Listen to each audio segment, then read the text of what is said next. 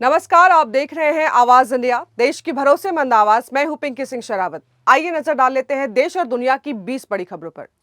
शुभेंदु अधिकारी होंगे पश्चिम बंगाल के नए सीएम। कोलकाता में कन्वेंशन सेंटर में आयोजित विधायक दल की बैठक में उन्हें नेता चुना गया।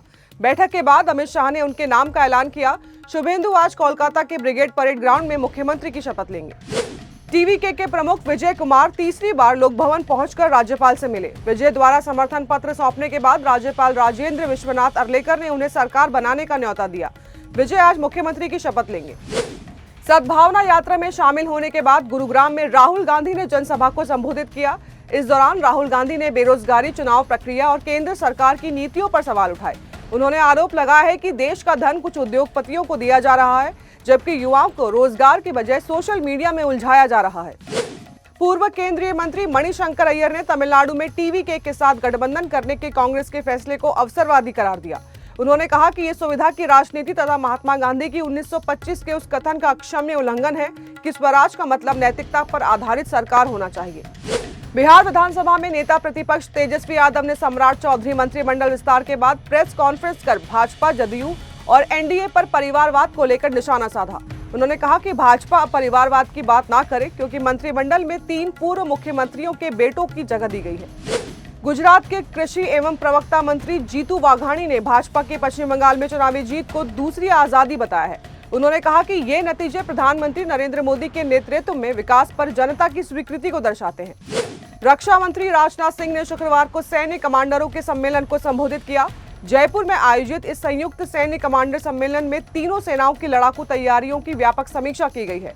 इस दौरान राजनाथ सिंह ने कहा कि राष्ट्र हितों की रक्षा के लिए हमारी सेनाओं ने बहुत तेजी से और सटीक कार्रवाई की है।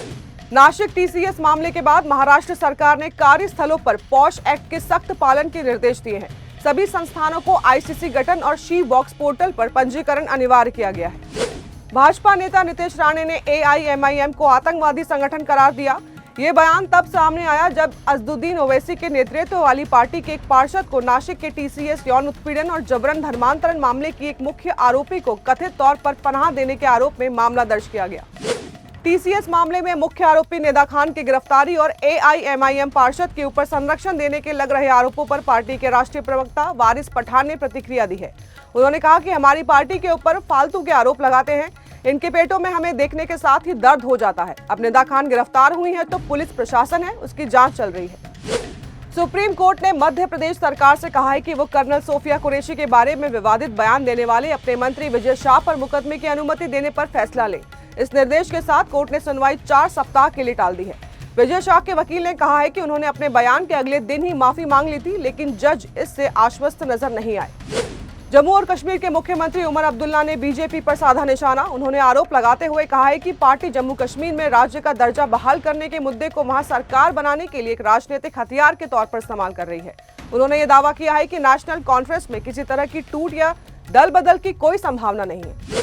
आम आदमी पार्टी छोड़कर बीजेपी में शामिल होने वाले राज्यसभा सांसद संदीप पाठक को पंजाब और हरियाणा हाईकोर्ट से राहत मिली है।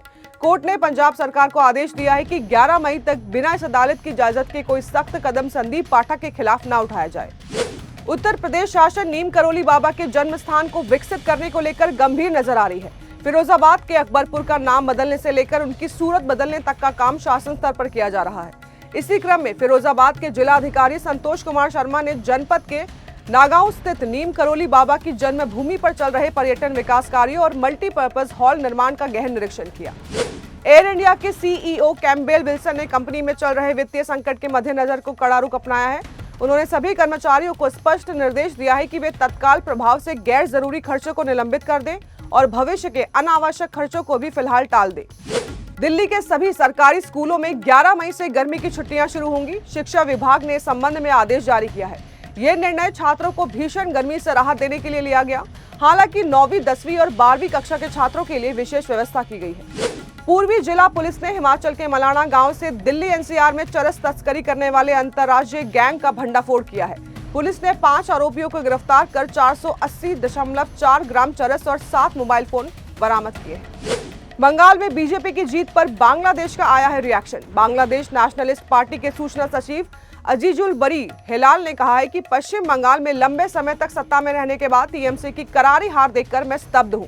मैं विजेता शुभेंदु अधिकारी की भाजपा को बधाई देता हूं।